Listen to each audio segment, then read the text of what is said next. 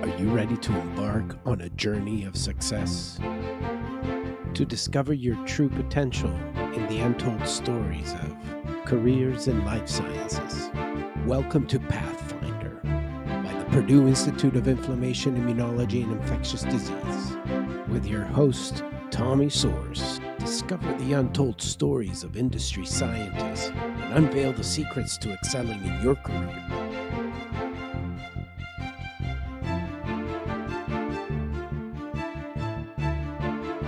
Thank you for joining us once again, and remember to hit the like button and subscribe to our channel.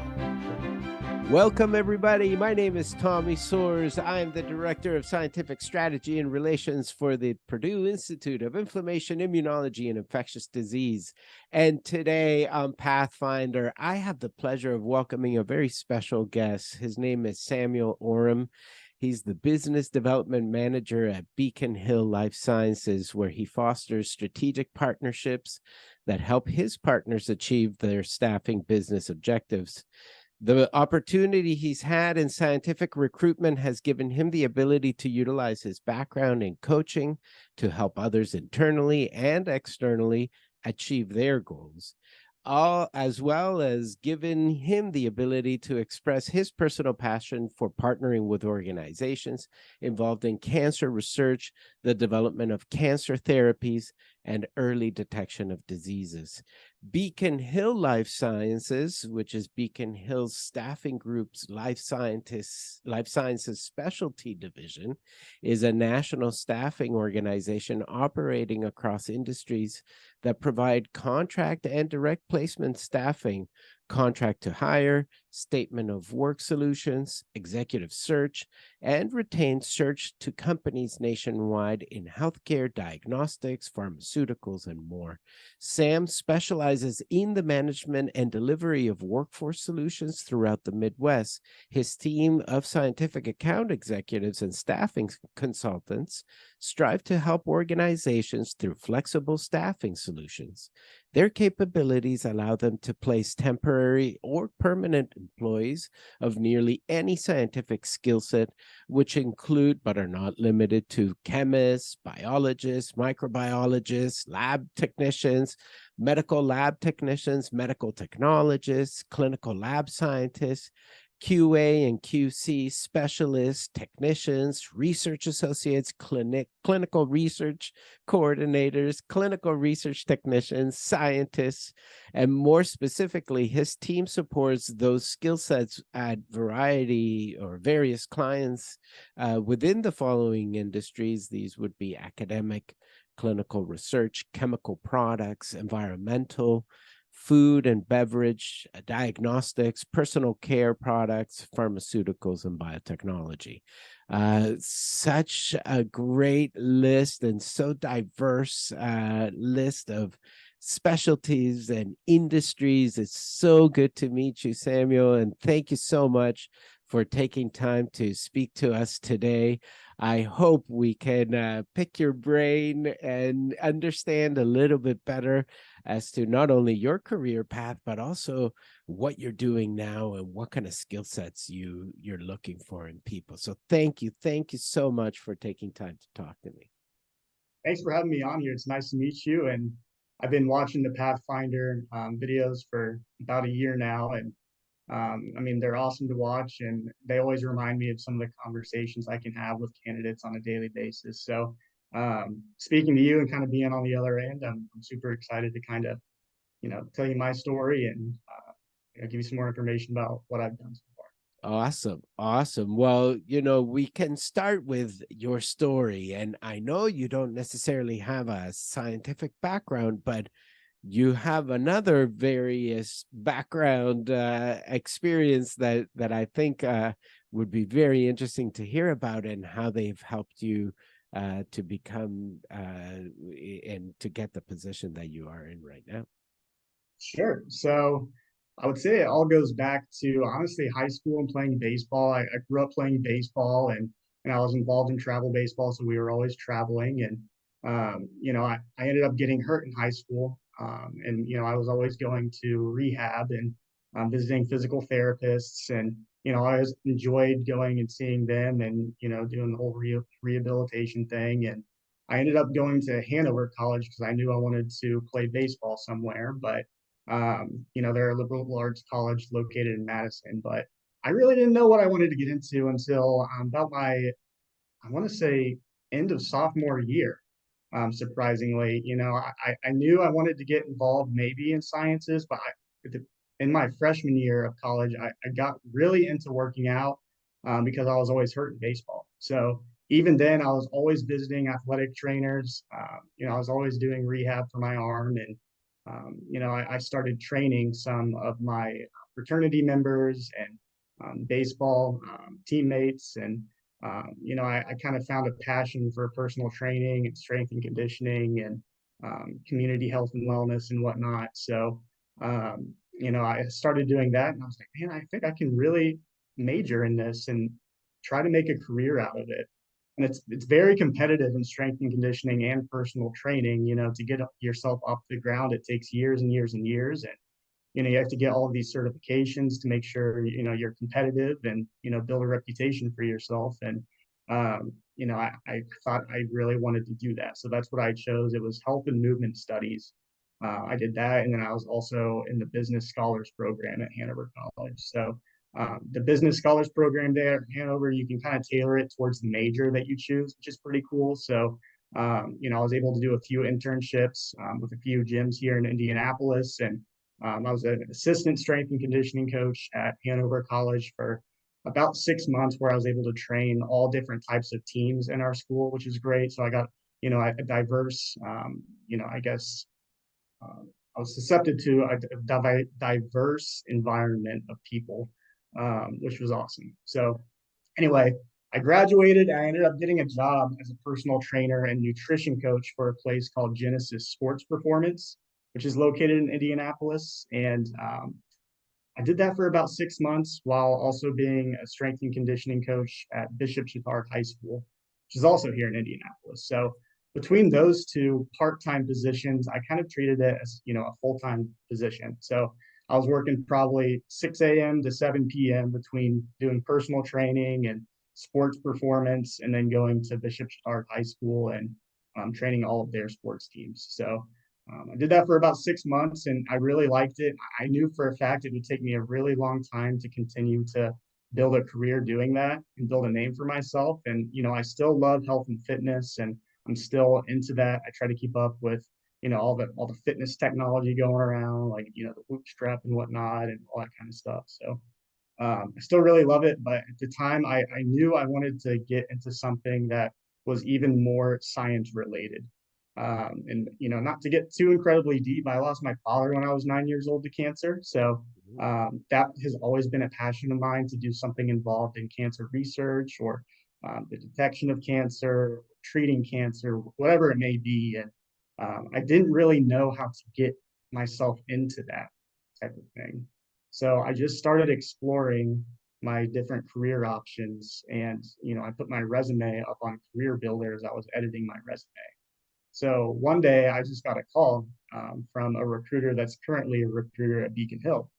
And, I told her I was looking for something maybe sales related or pharmaceutical sales related, as I knew I had my business degree. And, I thought I could, maybe get a foot in the door into that type of thing. So anyway, I told her what I was looking for. She had just told me that she had graduated from IU, and she just started as a recruiter with Beacon Hill Life Sciences here in Indianapolis.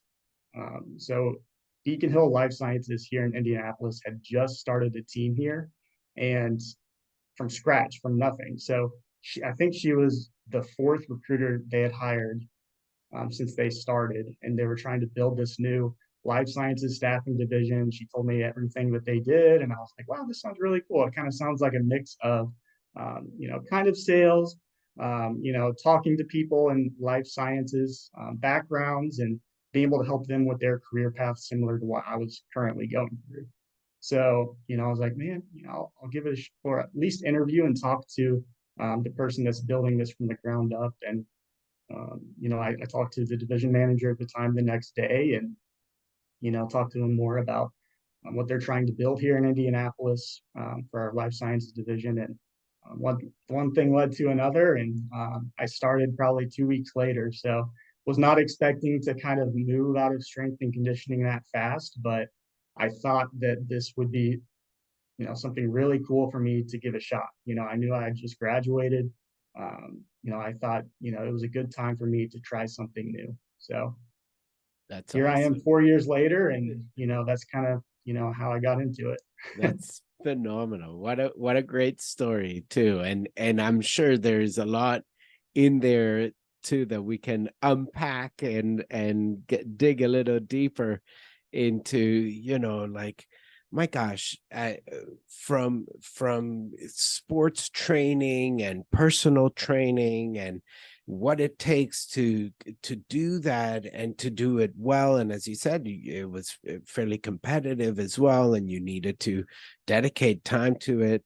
But also, did you have time to do your own training, continue your own exercising while you were training others? Or were you like, oh, I'm done with the gym, I gotta get out of here, I gotta go home, I've been here all day type of thing? I've always been an early riser, so I just get it done early on, right before I would have my first session. So Well, luckily, I was able to keep doing it, but it was a struggle. You're definitely always tired. So, but luckily, when you're in good shape, most of the time you have pretty good metabolism. You can stay awake a lot easier. So I don't know. yeah. It So was okay. that's great. I mean, but that's good, even good guidance here, right? Like, shouldn't we be exercising in the morning? Shouldn't we be doing what people are telling us to do? Yeah, absolutely. I think those intangibles, kind of relate to how successful you can be in, whatever you're doing in industry. So, Yeah. uh, yeah, I think that's helpful. Well, tell us a little bit, when you're doing that type of job and you're working with individual clients, or were you doing group sessions where was it one-on-one mainly? It was both. So I would Yeah. do one-on-one sessions, and then this particular Genesis Sports Performance place also did group training for Yes. adults and athletes. So it was kind of a mix between athlete sessions and then adult sessions, and then personal training as well. And then I would go to Bishop Chittard and do all of the like basketball training and Yeah. football and soccer and wrestling. So Yeah.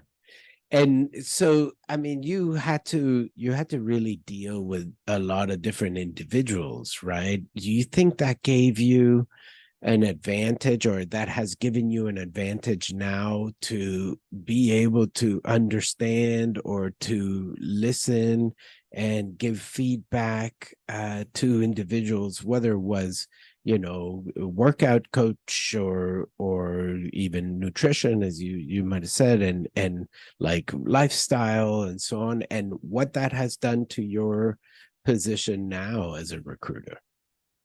yeah, so definitely when I was personal training and I would have my one-on-one sessions, I'd be very curious as to what these people, were doing in their careers, building rapport with them. And, you have to build a pretty good connection to be able to give, the right type of feedback you need to give as a personal trainer. So, Yeah. I think I've always just loved learning about what people do and why they're interested in what they're doing. So I think that's definitely helped me in what I do now.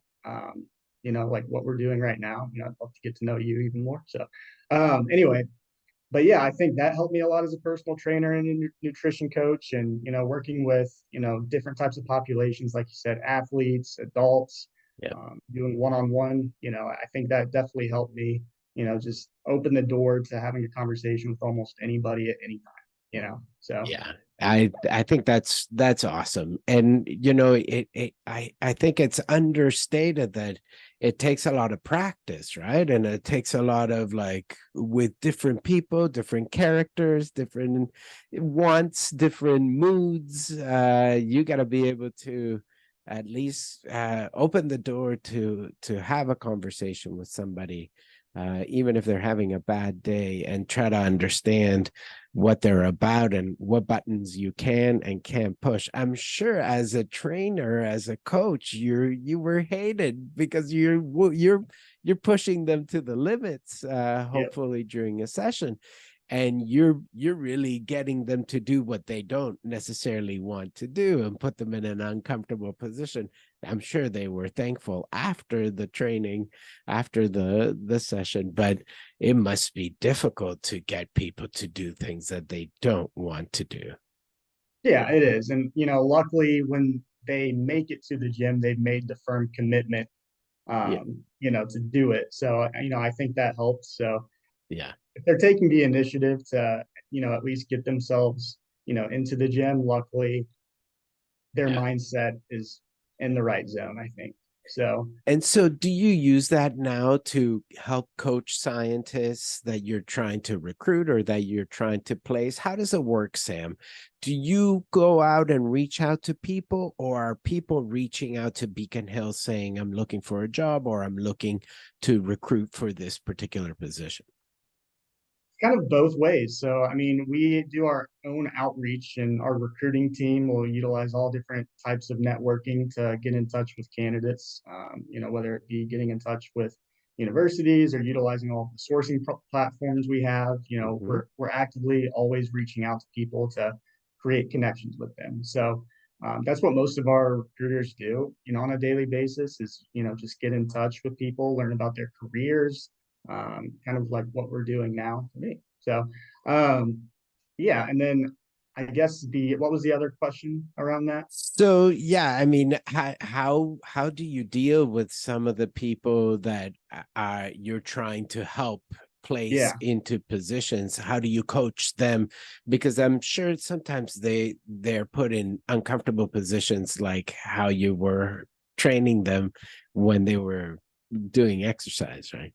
yeah. So everybody, comes from a different background. Everybody's in a different spot in their career. So, no matter what person you're dealing with, it's going to be different. Yeah. Whether it be somebody that is just about to graduate or somebody that could be, a vice president of a laboratory. Mm, Um, that person is going to be a very different animal to prepare for an interview than somebody right out of school, obviously. So, you learn different ways to deal with people, and luckily, within personal training, I was able to work with lots of different backgrounds, so I think that helped me. awesome. Yeah. Awesome. And so now, like if you are looking at particular candidates for certain positions that you might have open, what are some of the things, where do you start? Because there is a certain soft skill set that needs to be in place, but also there is this, do they match up in terms of their scientific skill set and knowledge to be a good candidate, or at least somebody that could actually get the job if you think it would be a good placement. Mhm. So the way that we figure out what we need to look for in a candidate is, I mean, having a full conversation with the hiring manager on what, they're particularly looking for. So we try to have, a deep understanding, a deep conversation on what this person needs from a skill set standpoint. And then, like you said, a lot of the intangibles. So, each team culture is different that you're Mm, working with. Um, there are tons of different things, that you can talk about with a hiring manager as to what they're looking for. So when you're talking to the candidate, you have to look at, their job tenure, how long they've been at their current position, why they're looking. Um, you can do reference checks, and you kind of figure out um, what makes this person tick by having those types of conversations. yeah, So when you're having conversations like what we're having right now, you kind of learn what their goals are and what they're looking for, and you can kind of see if it matches up with what the hiring manager needs. So it takes yeah. a little bit of time, and you kind of need to understand what the person's obviously is looking to do long term, and every situation is different. So even for a temporary assignment, because we offer temporary placement services, maybe somebody right out of school is open to doing something temporarily to get a certain skill set on their resume. Hmm. or maybe you're recruiting for a higher level, director of operations, like they're totally different Yes. animals to work with.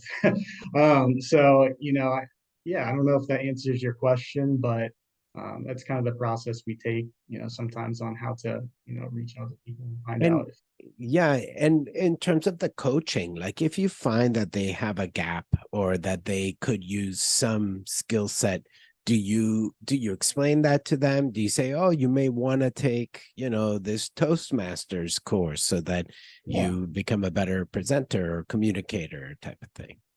definitely. And, yeah, there's a fine line on how you need to, express those things to people. And, you need to do it in, a soft way. And, I think we do that a lot in the interview prep. So a lot of scientists have the technical skill set we need. But a lot of the time, sometimes they are missing the communication piece. Mhm. So, that is something that we have to help them with. And we take them through an interview preparation process. And, sometimes it can take hours, Yes. So, we practice questions, we get them prepared for the role, and we have them communicate to us, all the answers to the interview questions that we think could Mhm. come up in the interview. So, um, I think there are advantages to working with a recruiter. We're happy to do those types of things, even if it's not for the particular position that, we're even helping them with, like hopefully they can at least take away something from us that is helpful. So, yeah. And so if the job seeker contacts you, how, do they pay for your services if they find a job, or do you try to do some matchmaking for job, I guess, for candidate seekers? How does that work? Yeah, it doesn't cost anything for the candidate at all. Anybody can contact us, and we can help them navigate their job search in whatever way they want. We can help if there's somebody right out of school, we can help present all the different career paths they can take, and we can point them towards you to watch your videos. So they know, because I mean, all of your videos are prime examples of people that are in different career paths. So I think that's a great way for them. We can point them towards networking events. We can prepare them for networking events. Um, Obviously, we can help with the interview process, and Yeah. you know, even encourage them to reach out to more recruiters. People are recruiting on different things. So Yeah. yeah, And if there are companies that are looking to fill positions and so on, they're working with you then as corporate partners then to fill in those positions. Do you ever act as a headhunter going to search for people to fill these positions? yes, yeah, I would say it's 50-50. We'd really try to create a network, but then the other part is making sure that we are coming through for our clientele and making sure that they have their needs. So we definitely have to come through for what our partners need, Yeah. and that's a large part of it. And so, many times when I'm looking for a new scientist for a particular position, I would look at their publications to see, what type of work they've done, maybe what type of techniques they've used, and so on and so forth. Um, is publications a good way, a good measure? Am I making a mistake by relying on publications? Should I include other pieces? Obviously, there's CV and stuff like that, but are there other ways that we can gauge and a scientist, a person, an individual that would be a good fit for a position? Yeah, I mean, just having, a conversation with that person, definitely. And like you said, and I know for a fact, I am no scientist. And, I definitely don't want to try to be a scientist. Not because I don't want to, just because that's not my background. But, I mean, definitely look at publications, and you know better than I do what you need Mhm. for those positions. But we would be here as a resource, to consult with the individual and go out and find them for that particular technical skill set if it's that hard to find if you were to meet us. But yeah, definitely just having a basic conversation with them, figuring out their goals, interests. I mean, if you see on their publication that it's the exact skill set that you need, then you're going to know that, okay, this one's worth talking to. So to know more if that person, is going to have the intangible aspects of what you need, it's just going to have to be talking to them and figuring out like, hey, what do they want to do long term? What have they done so far? It sounds very basic, but at the end of the day, like it is just having a conversation to see if you can Yeah. build rapport with them and you think they can fit in the team's culture. Absolutely. Absolutely. So I think that that's very important, right? Is there's only so much that you can get off of paper, but once you start speaking to somebody, you get a lot more information, a lot deeper. That's so important, and also for the candidates, right? Like for them to know that being able to have a conversation is important because you come across in a certain way, right? Um, Tell us a little bit about what do you see as being any particular trends, any, in the market now? You cover so many different industries. Are there things that are hot now that you are recruiting for the most, or things, trends that you're seeing in the marketplace that are telling us, hey, we are going to need more of this type of scientists or so on? Yeah, definitely. So here in Indiana as a whole, the biotech and pharma community is massive, and it's growing a ton. I mean, Eli Lilly in Lebanon, I mean, there are new biotech and pharma companies popping up everywhere.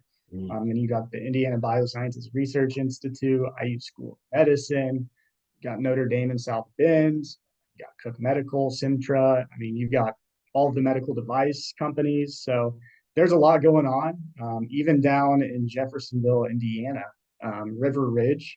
I'm not Mhm. sure if you've heard of that, but I mean, it's a massive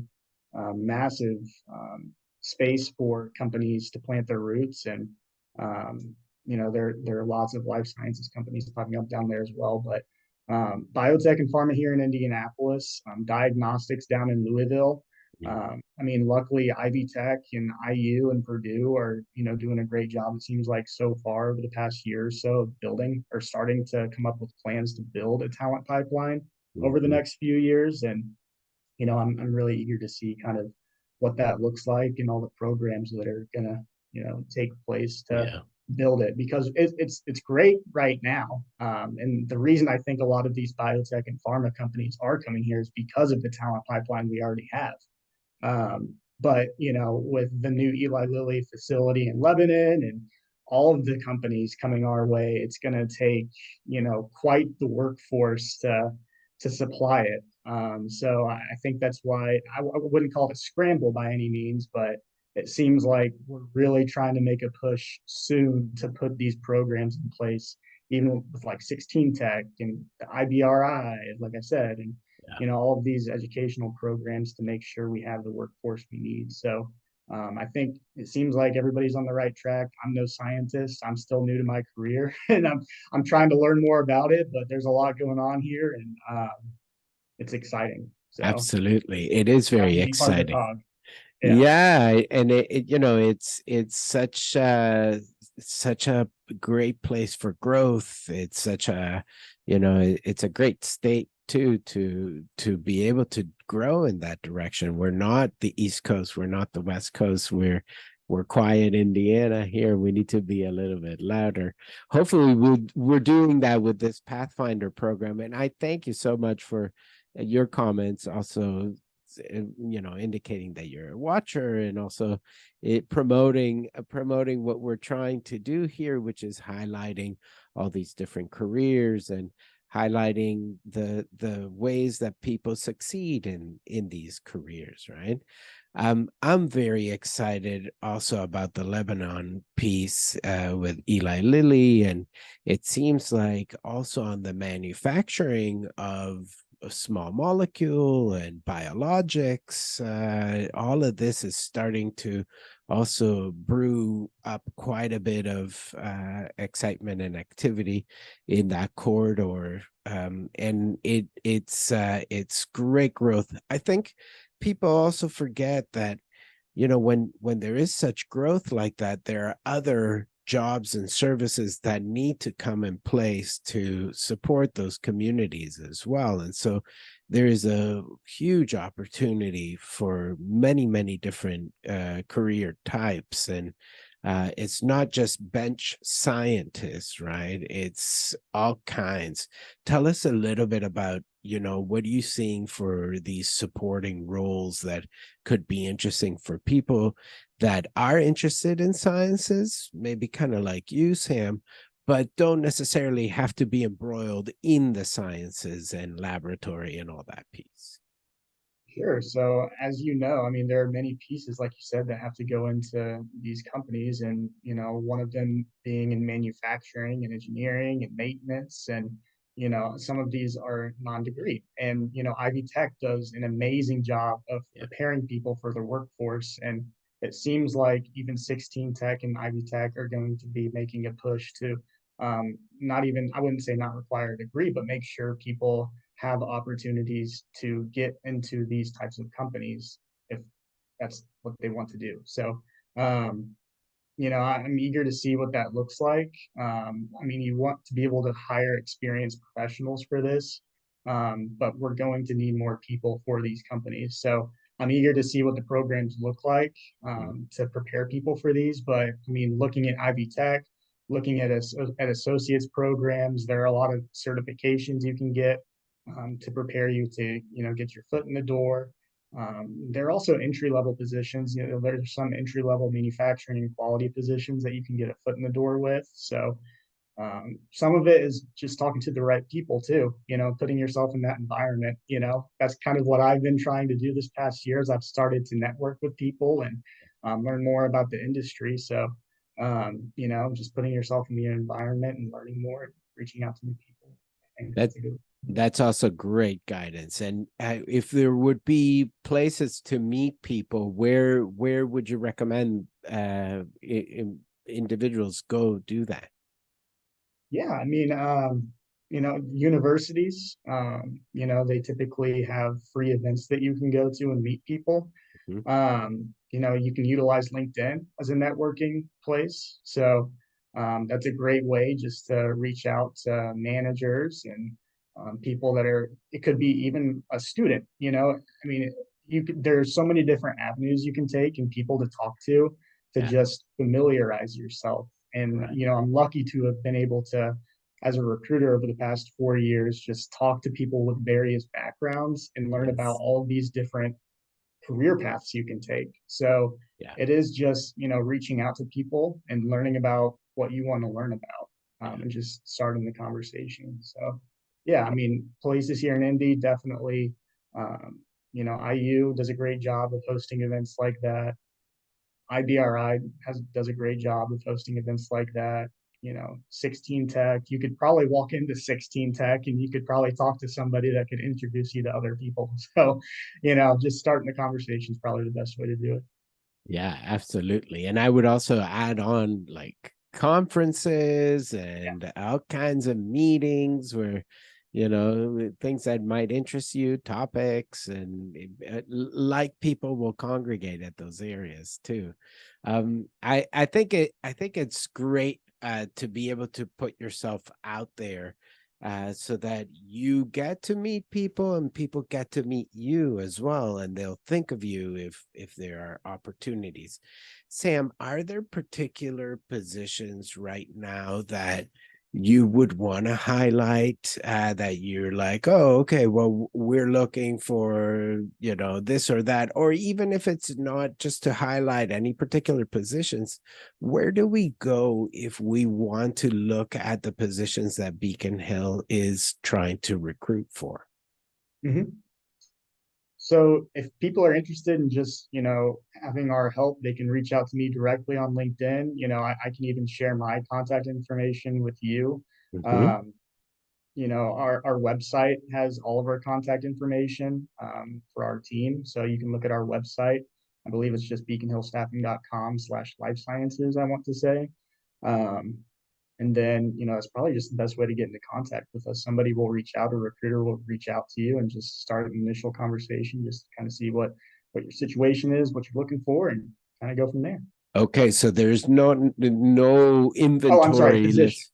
positions. Are there positions that you guys Yeah, also yeah. Our list? website Okay, also has positions okay, that are posted, yeah, okay. all the time, and you can access those online on our website. And I One. believe we have them on Indeed and other various job posting websites as well. Nice. Okay. And are you also, do you help people with resumes and how to present themselves as well? Like it sounds like you guys do the full on coaching as well as the matchmaking. Yeah, definitely.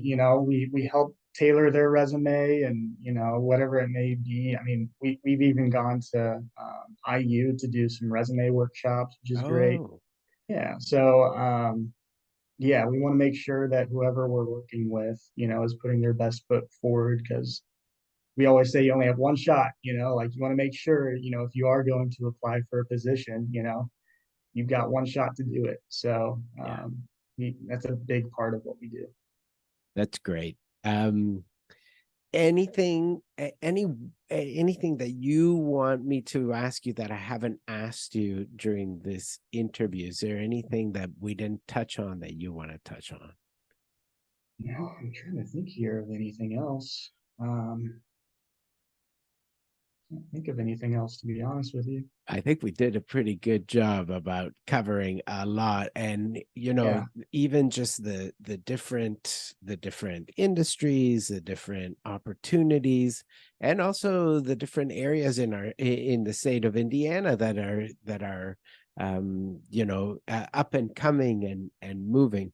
But I am so glad that we had this opportunity, Sam, to speak to you and at least open up the door so that people know that there are people like you, that there are, agencies like Beacon Hill Life Sciences that are helping people find placements, helping people with being competitive for different positions and putting their best foot forward.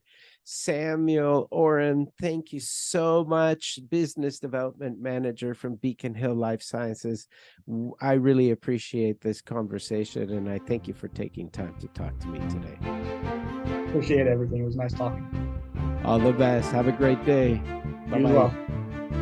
Thank you for joining us once again, and remember to hit the like button and subscribe to our channel.